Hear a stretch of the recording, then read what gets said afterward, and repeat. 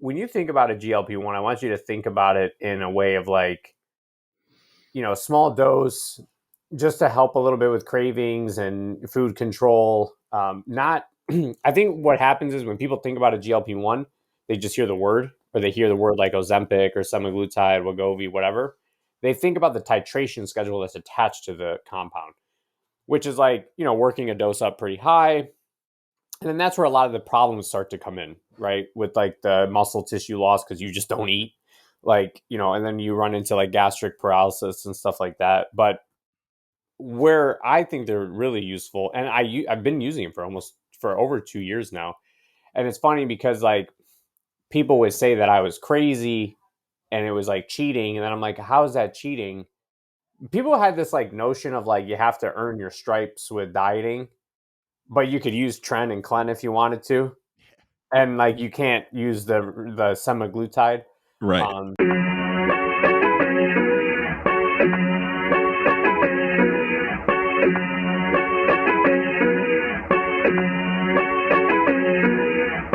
Thought I was bluffing where you at. I came here for vengeance, watch your back. No need to defend, I'm on attack. Sorry they can't reply, but I guarantee they had a blast. Pop, pop, pop, pop, I be on the next to only ya. I am fresh to death. What's going on, everyone? Welcome back to the Long Haul Mentality. And this week I have my mentor, Dom Kuza, on. What's up, bro? Thank you for having me on. I'm surprised it took you this long to ask me, but excuse you. I did ask a while ago, and then we both fucking forgot. So that's both our fault. That's true. But no, seriously, thank you for having me. Nah, shit. Thank you, man. This is easy. I just get to, this is our typical mentor weekly call, so this worked out well. Yeah. For the record, everybody, I'm refunding him for the hour, so don't freak out. 100% I am. No, I'm not taking it back. Keep it, damn it. But I've actually had quite a few people ask me like when I was going to have you on, and it's not really been like because I haven't wanted to. It's just we both have a little bit crazy schedules. You especially with everything you got going on, man. But for anyone who doesn't know Dom has been my mentor for a while. Has been in. How long have you been coaching? I started personal training in 2016, started online coaching 2017, so almost 9 years. And how long have you been under Jansen? No, I'm sorry. I take that back. No. It's been almost 10 years. You sounds like you need some more Semax and Selank to remember. Yeah. No, it's been almost 10 years because I remember now I had online clients in 2015. So jeez. That's crazy, man. I've been with Cam Jansen since beginning of 2023. Okay. I thought it was longer than that. Honestly, no, I thought it was longer. 2023 or 2022 was the year Matt started to get some like notice from me. And Jacoby actually was somebody who mentioned my name a decent bit to Matt before then, but Matt and I had two supers compete against each other at North Americans. That's with Cole, and then I had Joey. And then the question is, who won? He won. Damn. Yeah, and then I won. I won the national overall immense physique that year at nationals at the end of the year. And then after that was when Matt and I talked about jumping on board. Awesome. That's cool. And he just like had heard your name or something, or y'all had spoken in the past or what? We ran into each other at North Americans, and I had like pictures of like all three of our guys because it was a 3-man top call out. It was just us two. It was Felix Norman. Cool. It was Felix, Cole, and Joey. And that was a 3-man call out they did with them. And then I had pictures and stuff. So I ran into him and showed him. And then we talked and he followed me after that. And then that's kind of the rest of history now. That's awesome, man. So Jacoby was actually with Matt prior to you. Jacoby's been with Matt since day one. Oh, wow. Cam Jansen. That's cool. Yeah, pretty much since day one. So that's he just had, I think when they were looking for new coaches, I think Justin had mentioned my name to him in the beginning. Nice. Well, so for anyone who doesn't know, Dom has been my mentor for the last like year and a half. We started I think in December of 23, kind of after my last show that I did. I think it was after your Texas show. Yes. Yeah, it was in 23. And I was recommended to you by someone we won't mention, but I had been looking for kind of that a mentor, and I've worked with a couple other people, and like I had never connected with anybody's teaching style, right? Can you just call me a friend that educates you? Yeah, at this point, the word mentor, I just can't do it, man. It makes me sound like one of those guys that sells like a cheesy course and like just to make you uncomfortable, I'm just gonna refer to you as Dom the mentor. And like now I'm like marketing kind of like that because you got to play the game, and I just feel like ugh. Well, honestly, like that's one reason why I think that we click, right? Is because like you don't have this ego of like I am this person that has all the answers and stuff. It's like there's been many times where you've been like, dude, I don't know the answer to this, but I'll figure it out, right? And we always have those conversations. But for anybody who follows my content and stuff, I talk about Dom on a regular basis and how much he has like helped shape the kind of rough draft that I had with my coaching and refined it a lot, which has been really cool. And such a rewarding process. So this is the part where I just make you feel real uncomfortable and tell you how cool you are. Thank you. For anyone out there that is in the coaching world and looking to go into the mentorship stuff, Dom has his blueprint program, school, whatever you want to call it now, that is like, I'm not sure there's a topic you haven't touched on in that thing, man. No, it's like a hybrid. It's like a hybrid mentoring. Like all the coursework is self-paced, but then you have access to me one-on-one whenever you need it. It's just through like, you can message me anytime on that thing and comes right to my phone and I can answer you right away. I call it like hybrid mentoring. I wouldn't call it a course. Like there's coursework, but then there's a community wall. If you want to like network with other coaches, you could talk. There's like 70 something coaches in there now. And then that's awesome.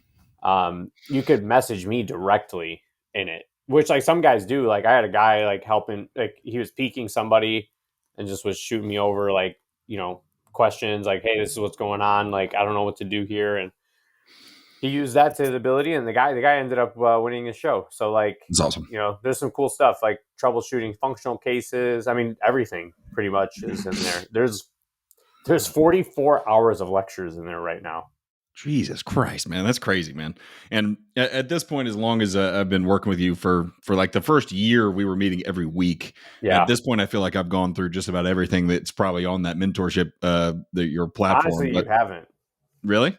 I'm not even saying that for the You holding out on me? No, but like for real, there's stuff in there that you haven't even touched on yet. That's awesome. That's cool. I need to look at that for sure. But, I think before we move into the topic we're talking about today, I think one of the best parts about the mentorship with you is like, look, I'm not a good student. I've never been I was never a good college student. Like me and tests don't work well. Like looking at PowerPoints and just having someone regurgitate stuff just doesn't work for me. And the best thing that you have done for me is show me how to like apply things to the real world. Like we go through my clients, we talk through these different things, and we kind of like chat back and forth about what my thoughts are, what yours are, and then we try to find the best route from there. And that's been the biggest game changer to me, because for anyone that's been doing this for a while, that there's always you always kind of come to these points where it's like, well, I could do this or I could do this. And that tends to be where people get like, at least for myself, I know that's where people get like a little overwhelmed, where it's like, well, do I need to do this or do I need to do this? And it's a lot of times where just me talking about it, I kind of figure out the answer on my own, Yeah. And then that's what's helped me out the most here. But one of the things through your mentorship that you really turned my mind around on was the topic that we're going to talk about today is peptides. And I know that you've been doing like a big dive into these things, and we've gone through peptides a million different times. And I think with the way these things are starting to come into the bodybuilding landscape, I think there just needs to be a little bit more conversation around it. And as I said before we got starting with this, there's kind of these two camps of individuals when it comes to peptides, where it's like there's people who hate them and think they're terrible, and then there's people who think they're the best thing ever, right? Mm-hmm. And I think both you and I kind of follow in the middle of those, where it's not a one size fits all tool that everyone will benefit from, but it's also not something that we should completely avoid, right? And we're even starting to see this crack into like the higher levels of bodybuilding, where Nick Walker just recently talked about using Retatrutide into his most recent preps, and like we're starting to see these things used more. Where do you think that peptides fit into the landscape of bodybuilding? I know that's a very broad question. Yeah, I mean, I think everywhere. I think they're very good tools. I mean, dude, like I was using GLP-1s with people probably like 2 years ago, and like people were very anti GLP-1s. Now, like when you think about a GLP-1, I want you to think about it in a way of like, small dose, just to help a little bit with cravings and food control. Not, I think what happens is when people think about a GLP-1, they just hear the word, or they hear the word like Ozempic or semaglutide, Wegovy, whatever. They think about the titration schedule that's attached to the compound, which is like, working a dose up pretty high. And then that's where a lot of the problems start to come in, right? With like the muscle tissue loss because you just don't eat, like, and then you run into like gastric paralysis and stuff like that. But where I think they're really useful, and I've been using them for over 2 years now. And it's funny because like people would say that I was crazy and it was like cheating. And then I'm like, how is that cheating? People had this like notion of like you have to earn your stripes with dieting, but you could use Clen and Clen if you wanted to, and like you can't use the semaglutide. Right. What's going on, everyone? Going to take a quick break from the podcast and check in with my main man, Everett, here. You can see the red light on behind me. That just means one thing. We're going to promote some sponsors right quick. There are no paid sponsors or paid ads for this podcast. So anyone who's watching, I appreciate your support. I appreciate your time. If you haven't already, make sure you subscribe. Share this podcast with your friends. Leave a comment. It does help a ton. The other thing you can do is help support the sponsors that work with me.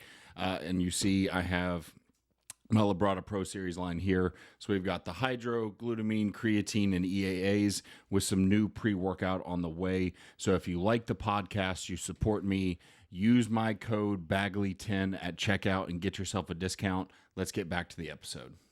But that's just silly stuff. I think those specifically are very useful. And the reason why is, especially with like Retatrutide, right? Because that wasn't around like 2 years ago when I started using it. But when you get that glucagon receptor activity, you see pretty good lipolytic effects too. So better lipolysis, you actually start to see some more like free fatty acid mobilization, which means you can use more fat for energy. I like Retatrutide, and I also find that with the triagonist activity, you don't get as many side effects like just taking semaglutide. Yep. I've used all three personally myself, and semaglutide bonked my appetite. Couldn't eat. Had to set a timer to remember to eat, and that was on like low doses. Tirzepatide got a little bit better, and then side effects also went down a little bit. And then once I started Retatrutide, the hunger noise is not really that suppressed, but I do get full a little bit faster.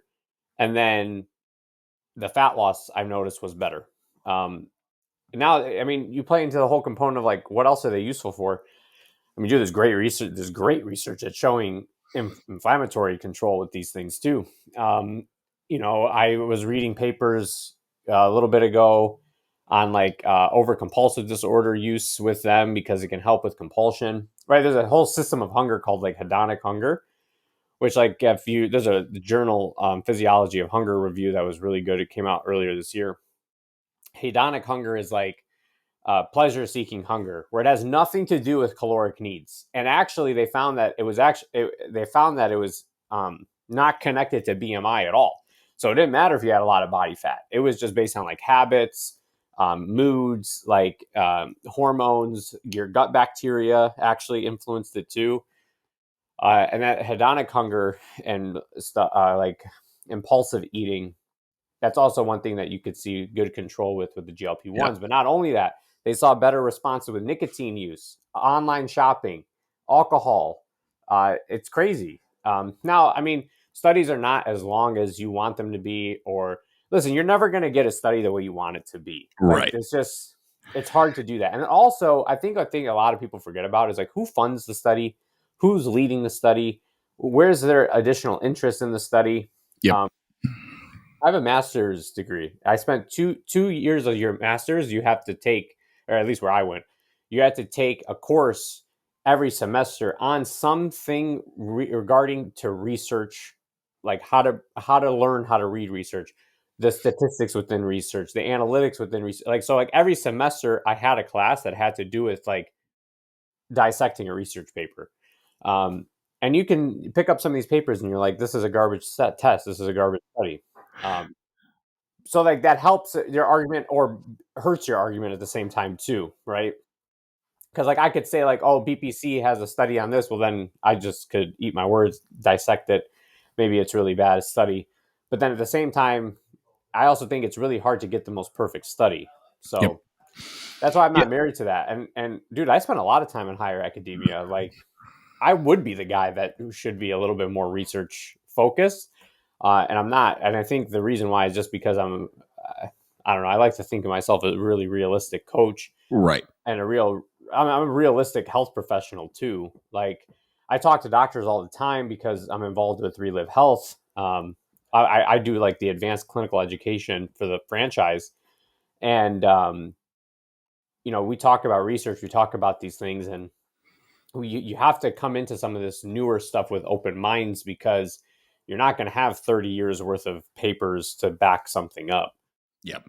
Yeah. And just to sorry about the tangent there, but you're good, man. That's what the point of these podcasts are. But I mean, to go back to your point that you made earlier on of like people saying that it's cheating or whatever, it's like bodybuilding is cheating. The whole thing is cheating. Right. Exactly. It's like, I mean, if that's cheating, then testosterone is cheating. Like anything we put into our body that's excess is going to be cheating, right? But I would argue the fact that like if you compete in the NPC or the IFBB, no drugs are cheating. It's an untested organization. So nothing is cheating. Wearing extra socks at weigh-ins is cheating then. Right. Exactly. So it's one of those things where it's like, I mean, the sport has always been a sport of extremes, right? And like that's why you see guys that like you'll look at their photos and you're like, hey, what's going on with your shoulders there? It's like because they jacked it full of SEO, and like, okay, well, if that's not cheating, how are peptides not cheating?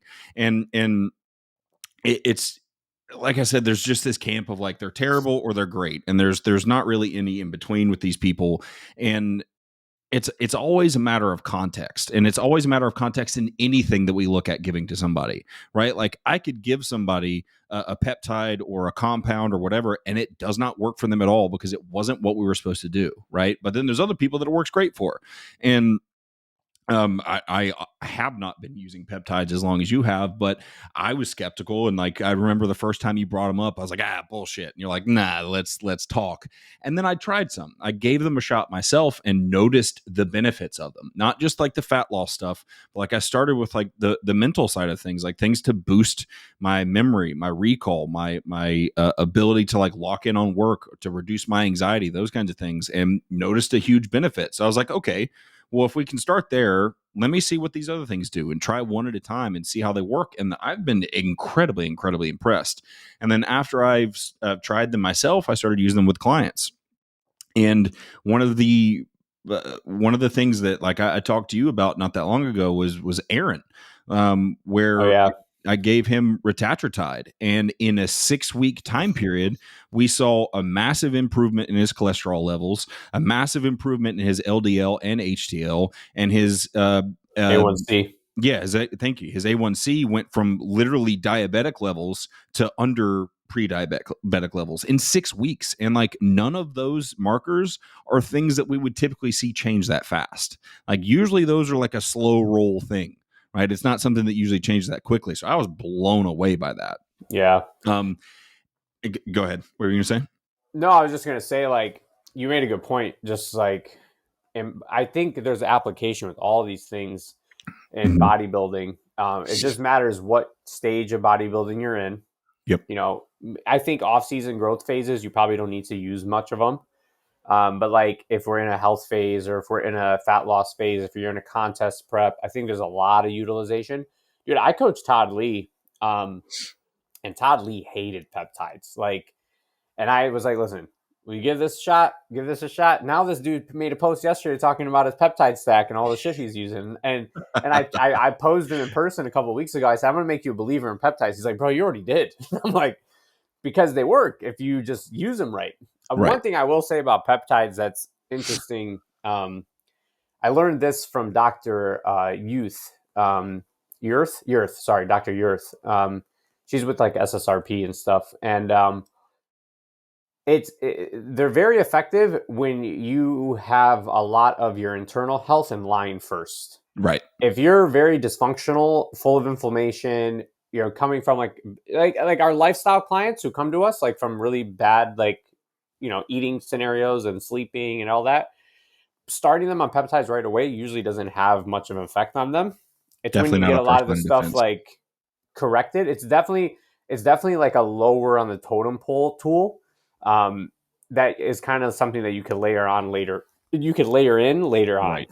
Yeah, it's definitely one of those things where like if you're not checking the usual boxes of like my nutrition's on point, my cardio's on point, my training's on point, my activity's on point, like if you're not doing those things, it's not a miracle cure. Just like trend's not a miracle cure for getting in shape or whatever drug you want to put in there.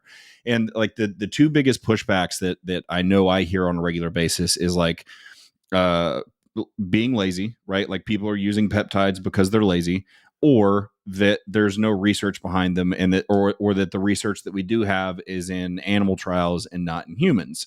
And it's like, well, yeah, there's a lot of things that we utilize as bodybuilders that don't have clinical data, and especially when we look at a bodybuilding like cycle, right? Like there are no studies whatsoever on somebody running 3-4 different compounds and being 280 pounds. It just doesn't happen. Like you're not going to get that study unless somebody like funds it themselves and just does it on the side, right?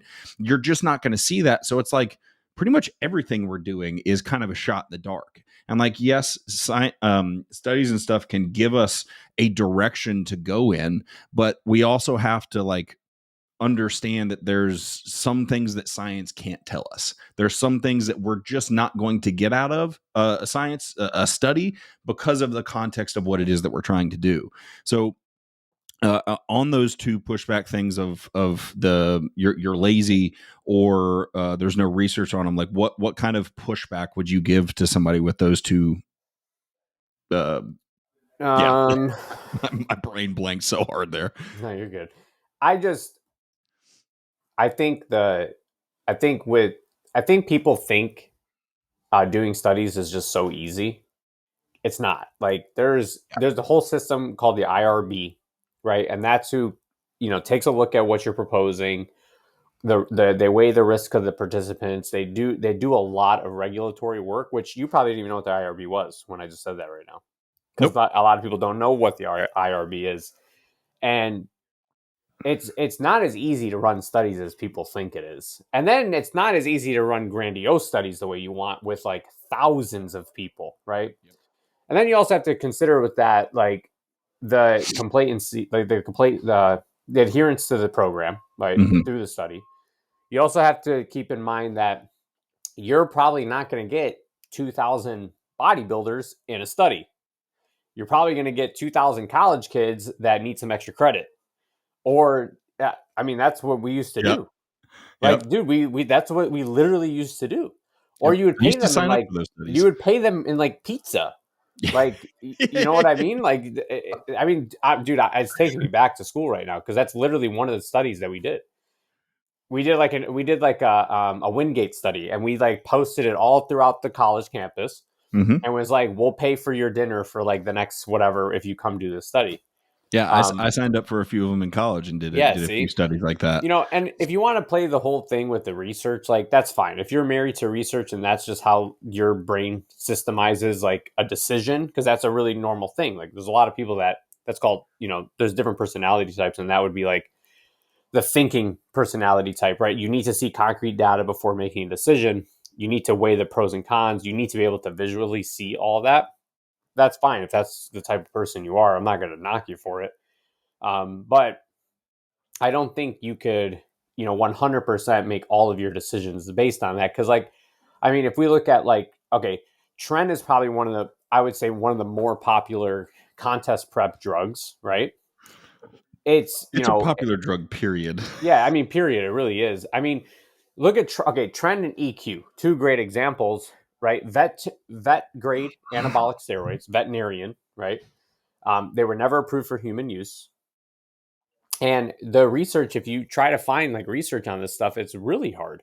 There's one research paper that I think happened in 2024, which it looked at psychological impact that Tren had on people, on men. So it was bodybuilders who used Tren.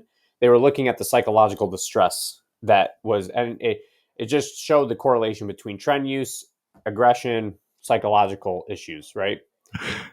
And then it's really hard to find anything. Yep. And then you look at rabbit, then you start getting into the animals. Right. Yep. So then it's at what point can you really start to argue so much with that? Right. Yeah. It's definitely one of those things where it's people kind of pick and choose when the studies work for them and when they don't. Right. It's for the most part, 80-90% of people who get on stage that are enhanced are going to dabble in Tren. Right. And there's no research to support what it's going to do. We know it's a harsh compound. We know it's incredibly strong and works really well, but I have nothing to back up with it other than anecdotal evidence from people that I've worked with. Right.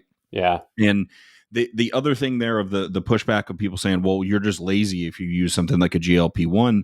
It's well, if we look at the general population, like you were talking about with the titration up, and they're looking to use it with people who can't control themselves eating wise, sure, that's probably them being a little bit lazy. And a lot of those people who these celebrities who are using it just to get skinny and stuff, it's they're outsourcing discipline to that bottle. But when we look at someone for example, Nick Walker talking about Retatrutide, we know that dude's not missing anything as far as his diet is concerned. But the one thing that he was able to do is kind of reduce his appetite a little bit to where he wasn't dying towards the end of prep. And it's I don't really see anything wrong with that. And my goal is not to use a GLP-1 or whatever whatever compound you want to put in there as a tool to just go, I don't want you to be hungry. Right. That's not the goal. The goal is to increase fat loss and then make those last weeks where people start to crack a little bit easier. Right. We kind of just relax those hunger signals a little bit, because we all know once you get past that 8, 9, 7 or 9, 8, 7 weeks out, you start to get to that spot where you're dreaming of food. I can't tell you how many times I woke up thinking I ate a cheat meal. It's oh my God, I did it. And then I realized it was just a dream. So it's if reducing that hunger signaling allows somebody to sleep better, right? Because they're not waking up in the middle of the night hungry, that's a huge win for us. And there's other situations we could look at there where that thing could be very beneficial for the individual, right? And on top of we already know how harsh normal bodybuilding compounds are on things like lipid profiles. So we've seen that Retatrutide can help out with lipid profiles. So if that's something that we can stop people from skewing things so aggressively, sounds like a win to me, right? Yeah. I was talking to Column the other day, Radstick, and his client, the super heavy who just turned pro, I forgot his name, Eric something. There's too many. Eric Anarchy? Maybe. I don't know his last name, but he just turned pro. But he did a podcast recently where he said he used Retatrutide, and it was the only thing that could allow him to sleep because he was so hungry. Which that would cannibalize your prep if you couldn't sleep. 100%. So I'd rather you sleep. you know. That's why I think they're useful. But enough of the GLP-1s. There's cooler stuff, in my opinion, that's out there. Yeah, for sure. I actually personally haven't used any of the GLPs yet, or Retatrutide or anything like that. But I have really, really enjoyed SLU, 5-amino, and MOTS-C to a certain degree. The only problem I have with MOTS-C is the burns, baby. Burns. Dude, that shit. Yeah. It's gotten better, and it doesn't burn quite as much anymore. Yeah, but I've definitely SLU noticed. and 5-amino are technically not peptides. So they're more so compounds. They're not technically peptides. They're not chains of amino acids like a BPC is. But we categorize them kind of in the same family just because of like their action is very, very similar to the others.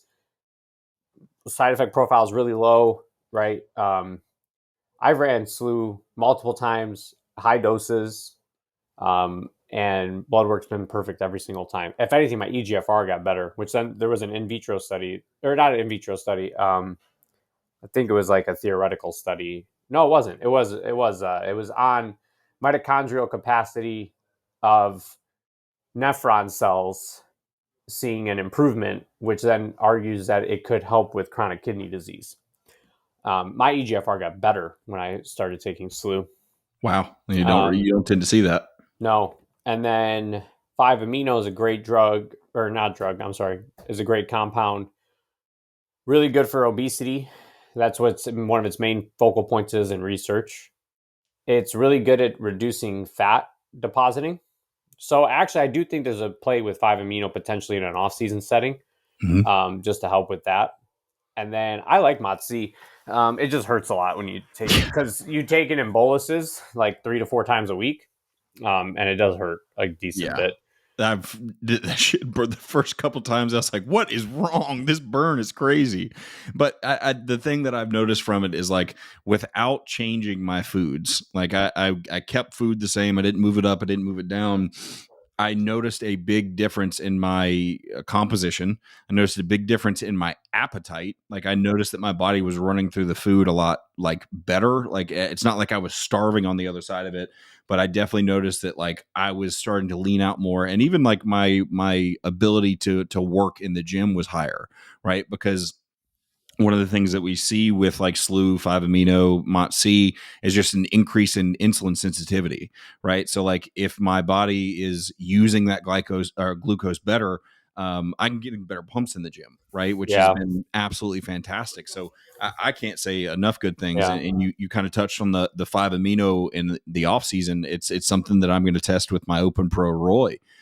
Because one of the things that we really need is the dude needs more size. Like we've got to put more size on, but I've been trying to keep his core in check the whole time. So like our ability to scale food has been hindered because I have to make sure that his stomach's not super distended. So now kind of testing the waters with, I think we're doing MOTS-C and 5-amino, testing the waters, putting those in and kind of seeing what response we get in his off season in order to build enough tissue without accumulating a bunch of body fat as well.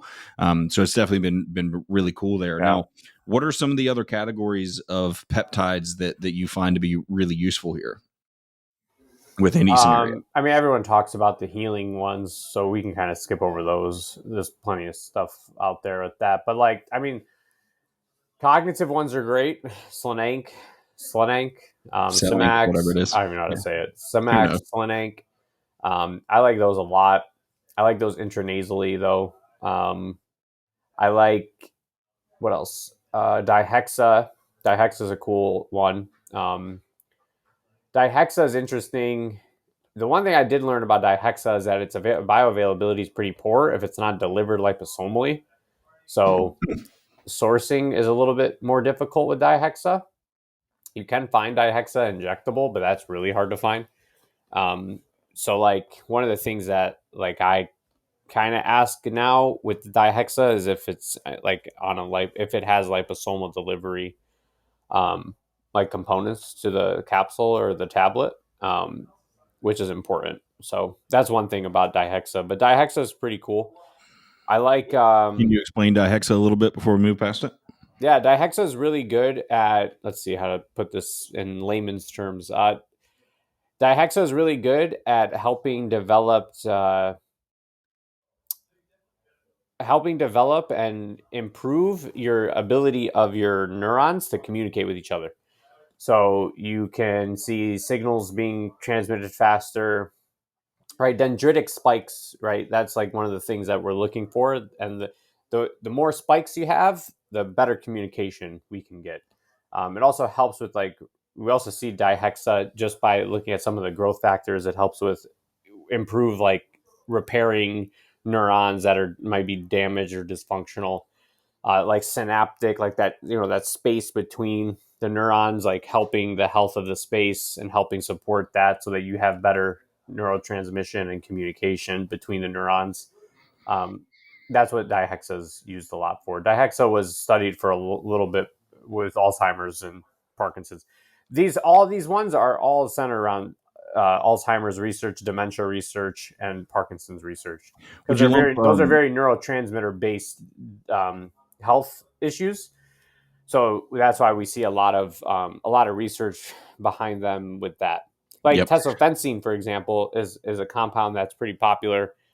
It's a triple monoamine reuptake inhibitor. So what that means is it inhibits the reuptake of dopamine, norepinephrine, and then I believe serotonin as well.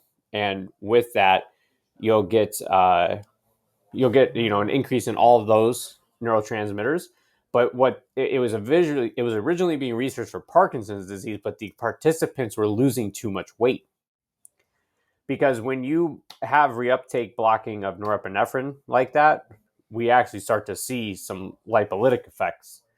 So now and then you also, with the reuptake blocking of dopamine, you'll see a drop in hunger. So it's now marketed as a anti-suppressant weight loss compound instead of the Parkinson's help. Would you also lump like methylene blue into this peptide category, or is that considered? Yeah, I would throw methylene blue in the peptide category. It's used a lot. It's sold at a lot of those sites and stuff too. Yeah, methylene blue is really cool. I mean, I use methylene blue for a lot of people that like are maybe reliant on like an amphetamine, like Adderall or Vyvanse, and they're able to kind of reduce and wean off of utilizing those. Yep. Because those come with their own problems, of course. I think methylene blue is great. My biggest thing with methylene blue is don't overuse it.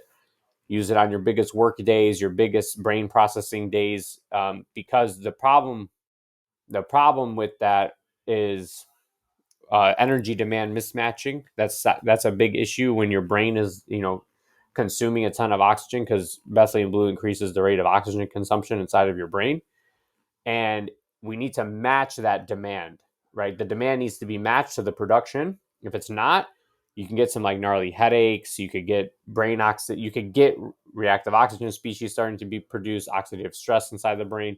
So we do want to always match your output with that methylene blue.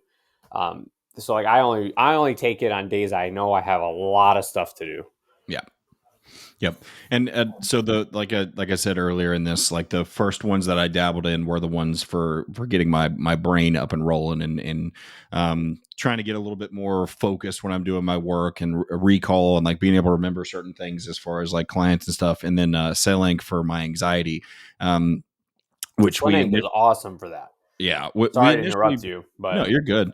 I noticed it didn't change my anxiety, right? I still would have anxiety come up, but my ability to adapt to the anxiety and handle it is what I noticed was a lot different. Your ability to handle anxiety and anxious situations improves, which is good, because anxiety is technically not a bad thing in certain survival situations, mechanism, right? Yeah. It's how a lot of it is your response to it is what the major issues that start to arise from it. Now, the one thing I like about Selank is that the anxiety doesn't disappear, but your ability to like manage, auto-regulate, and everything gets way better with it. The thing I notice is that I don't end up down the rabbit hole with my anxiety. It's like it'll still come up and I'll still deal with it, but I'm able to like process it different to where it no longer puts me into this state where like I can't control it anymore, where I'm like freaking myself out about things and I've talked about this on a few things and you helped me out a lot with this as well, is like I was having that issue with the DHEA problem. And because my DHEA was through the roof, it was causing a lot of anxiety. It was causing heart palpitations. It was causing all these things where I would just like be super uncomfortable. And the Selank didn't make it go away, like I said, but it allowed me to kind of like step back from the anxiety and be able to understand that like this isn't something that's going to ruin me right now, and I could like handle a little bit better, process it better, and make informed decisions on my anxiety, because like anxiety is looking in the future and depression is looking in the past for the most part, right? So it's like anxiety is a survival mechanism of like, I need to make sure that I'm going into this situation understanding the worst possible outcomes that could come out of it. Yeah. Right. So it's definitely something that's important, but it's when we get in that rabbit hole and not able to get out of that anxious loop that we start to see the worst problems come from it. So, and I noticed a massive difference in like my energy throughout the day with started with Methylene Blue, Semax, and Selank. I noticed a big difference in my output, my desire to like do things during the day, and like not having this like sluggish, drawn out feeling. Yeah. And then, like you talked about BPC and those kinds of things. I think at this point, pretty much everybody has tried BPC. But there's, aside from bodybuilding, there's also some really cool things, like you said, with Parkinson's and Alzheimer's and that kind of stuff. There's a lot of good stuff about like longevity and whatnot too, and things that can improve your body's ability to handle the aging process. Right? Like I think. I don't remember what he said the name of them were, but it wasn't necessarily a peptide. But Chris Gethin was talking about ones he was taking that like have improved his eyesight, right? That have improved different things like that. So it's like there's a lot of really cool Yeah. stuff. I mean, we could get into bioregulators, and bioregulators are technically peptides. They're like 2 to 4 amino acids long, and they're tissue specific epigenetic acting peptide. So what the bioregulators are really good for is you take certain bioregulators for certain tissue that you're looking to support. The eyes are one, your thymus gland is one, your bone, cartilage, veins, arteries, liver, kidney. There's tissue specific bioregulators that help with expressing genes or silencing genes based on what the tissue needs. Bioregulators are not like they're peptides, but they're not like the peptides you're probably used to hearing about, where like when we take BPC, we're looking for an amplified effect, right? We're looking for more angiogenesis. We're looking for reduction of inflammation. We're looking for that to happen and a lot of change. Whereas bioregulators are more bringing that tissue back to like a homeostatic state. Mm-hmm. That's what we're looking to do with bioregulators. One that's really common that people use is epitalin or endolutin too. Pineal gland help with that. Like it's really good at helping with circadian rhythm resetting. And then epitalin activates telomerase, which can help lengthen telomeres. Yep. Telomeres are like the plastic caps on your shoelace on DNA strands. So they fray over time, right? And as DNA replicates, telomeres get shorter over time. And that's the aging process. So one of the things to help reverse that, like epitalin is one of the only things we know of that can actually activate telomerase and lengthen and help with the length of those. Yep. Yeah, so, I think peptides really were not. I think peptides, a lot of that was to focus on longevity, and I think that's where a lot of their focus is today.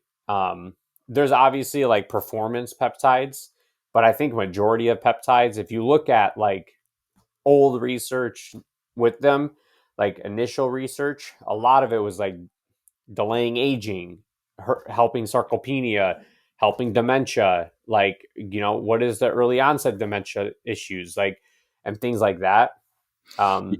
So like, that's where I think there's a huge shine in it. That's why a lot of clinics use peptides. It's not for like bodybuilding purposes. Right. And Chris was talking about what is it? Epitalin.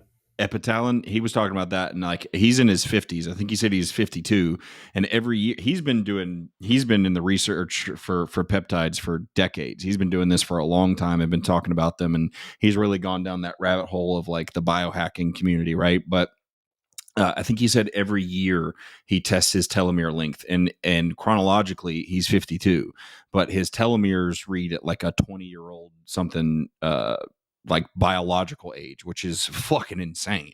Yeah, Like, so like bioregulators are cool because you don't have to take them nonstop. You take them in spurts. Like one of the things that like I recommend to people that like to use these is like you treat them like with the season changes. Like you have like a set of bioregulators you take in the spring, the summer, the fall, the winter. Like me in the north, like it changes a lot up here. So like epitalon is a great one to take for me like every time the season changes because it can help my body with the like the shift in daylight and night and the shift in time and everything that is included with the season changing. So there's cool stuff with bioregulators. I like bioregulators. They're interesting. yeah, we'll have to talk a little bit more about those later on for sure, because I think there's some good things that I could get. I got a whole lecture in the school. Dope. Of course you do. But yeah, it's one of those things where it's like it obviously it's a newer category of thing, and there's certainly like I don't think that these things are a free reign thing of just like, yeah, take them. There's no side effects whatsoever. Like that's unrealistic, right? Like anything that we put into our body is going to have an effect, right? Whether like a positive effect from it is still a side effect, right? So like the reality is that you're always going to have side effects to things, but it's a matter of like doing them smart, right? Like not again, I don't think anyone should outsource discipline to a drug or to a compound or whatever. Like I think that's a recipe for disaster. And I think that's where we end up running into these issues where like I've seen some things come up where people using Ozempic and semaglutide, they're starting to see like thyroid cancer popping up in these people. But the thing here is those people are probably the individuals who are not able to control themselves with their diet, with their training, and those kinds of things. And they're using it as a thing to drive the response versus something to assist the response, right? Because at the end of the day, in the bodybuilding world and community, are these things necessary? No. We need a calorie surplus or we need a calorie deficit. That's what's going to drive ultimate response at the end of the day. But we can crank those things up to 11 by adding these things in and get a little bit better response where maybe I don't have to dig the fuck out of somebody to get them in shape. Maybe I don't have to beat the living shit out of them. Maybe I can keep certain blood markers in a better spot. And I think it's a really cool area of research, I guess is the best way to call it, that I think more people it's cool to see more people getting into it, and I think more people should be getting into it for sure. Yeah, I think it's, and I mean, to each their own. If you don't like them, then that's fine. Don't use them. But you know, I'm a big believer in them. I've seen anecdotally them work really well. Mm-hmm. Even the ones that some people claim that don't work much, I've seen have great results. Like what? Um, like one like a lot of people like will say they don't notice much from is like MOTS-C. Mm-hmm. But like, you know, if you do MOTS-C by itself, do it for 8 weeks and tell me if your glucose gets better. Tell me if your A1C gets better. Tell me if like, and you'll see all these things improve. I think one thing about peptides that I think a lot of people don't realize is they're so used to how they feel on steroids that they think they're going to feel something from peptides like that. And Right. you're not. That is not going to happen. When you start taking MOTS-C, you're not going to all of a sudden have like superhuman speed and like all this stuff you do when you start taking Anavar or something like that, right? Like with, you know, dude, give me a week of Anavar, I'll feel stronger the next week. Like I'll feel more power output. I'll feel better pumps. I'll look different even. But like with peptides, it does not work like that. And I think a lot of people associate the effectiveness with peptides Mm-hmm. to how the effectiveness of a steroid works. You And did that. it's not even in the same, it's not even it that's like Yes. comparing like professional basketball to like 1-year-olds playing basketball. Right. It almost reminds me of like the pre-workout world where it's like if people don't feel their pre-workout that they think it doesn't work, right? Yeah, like I had a guy message me about something and he was like, which I mean, again, it's not his fault. He doesn't know any better, but like he messaged me and was like, I don't really feel anything from the 5-amino. And I'm like, you're not really supposed to. Right. Like, you're not really gonna feel anything. It's just more internal that you're seeing improvements with, and then your blood work will get better. Mhm. You know, then over time you'll start to see composition changes and whatnot. Yeah. And I would argue that it's probably a good thing that you don't feel it, right? Because like Okay. it's Oh, that's what sends everybody to the moon with doses if you start to feel stuff. right, exactly. And you know, one of the interesting things, like my last prep in 23, we weren't able to use Clen, right? Because I would take, and this was when I was waking up at like 4 or 5 in the morning to do cardio and then go to the gym to train Yeah, you were clients in still person. personal training, right? Yeah. Right. So I would take, we literally started at 20 micrograms of Clen. I would take it at 4 or 5 a.m.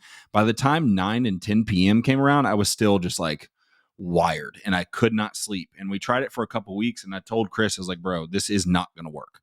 I can't keep doing this because my sleep has literally dropped off a cliff. So we didn't use it. Right. And then we even tried to use it again later in prep. And I was like, hey, like, I think we can push this a little harder. Like, let's try the Clen again. Let's see if there's a different response.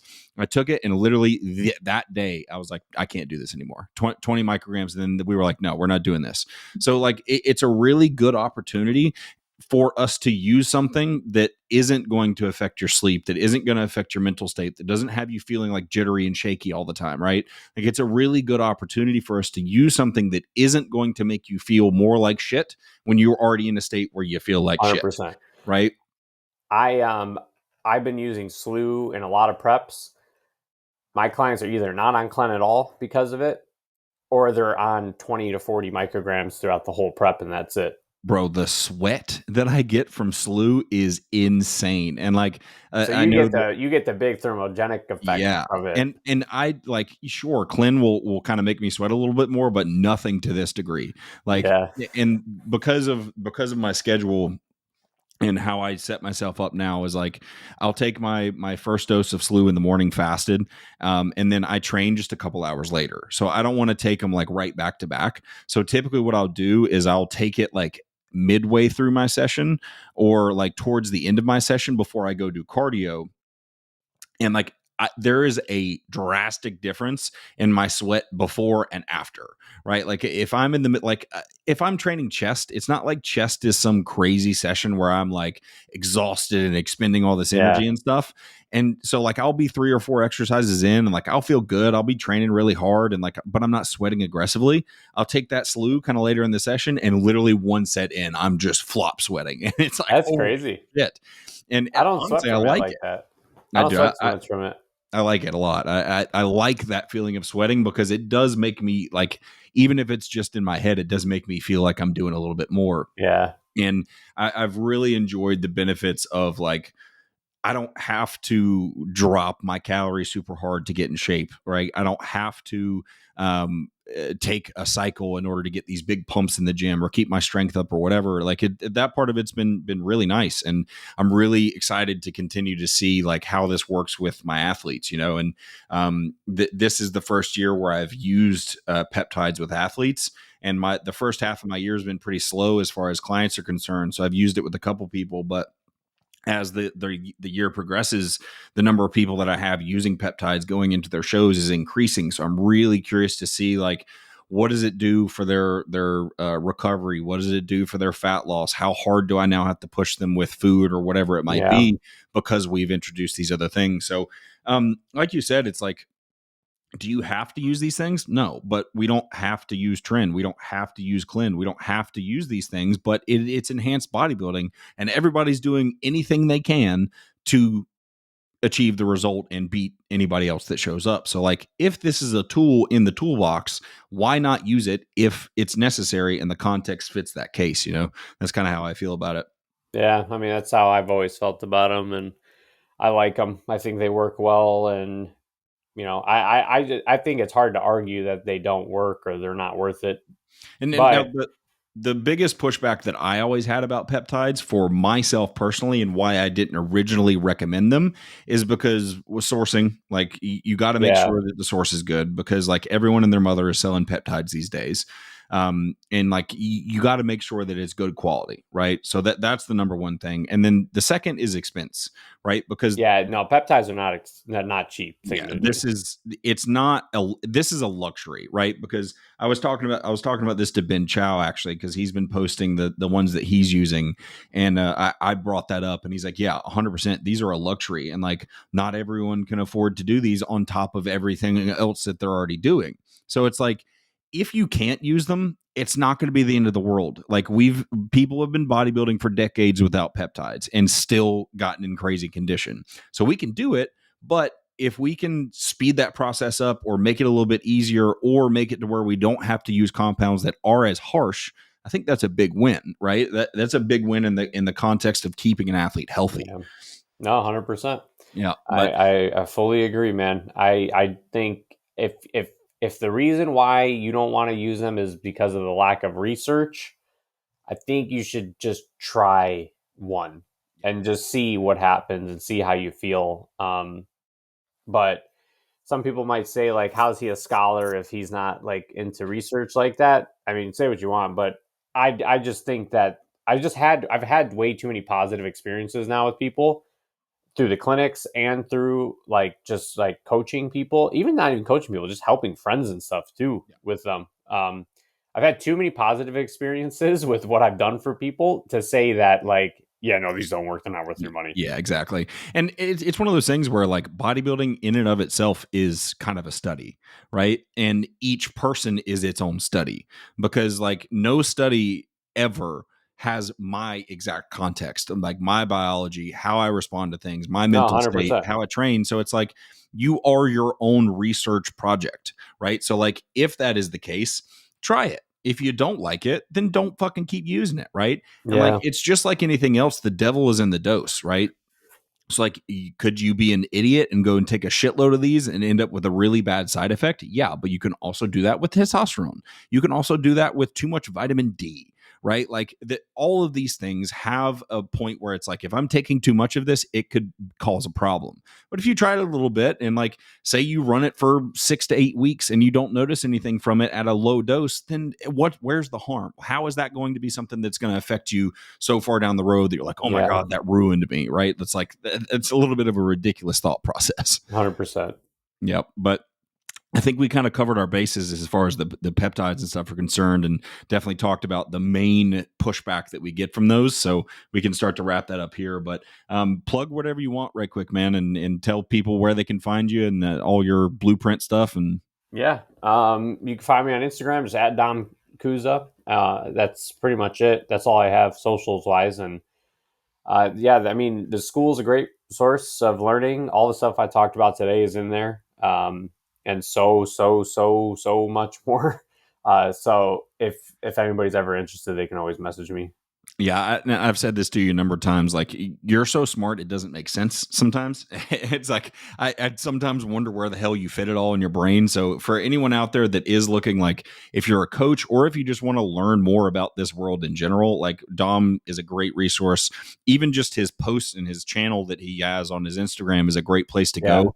But if you really want to dive into like the nitty gritty of this, hit up Dom about his blueprint coaching, and it's really cool. So appreciate you coming on, man. As always, anybody still watching, be sure to subscribe, like, comment, share it with your friends, and we will catch you on the next one. Thanks.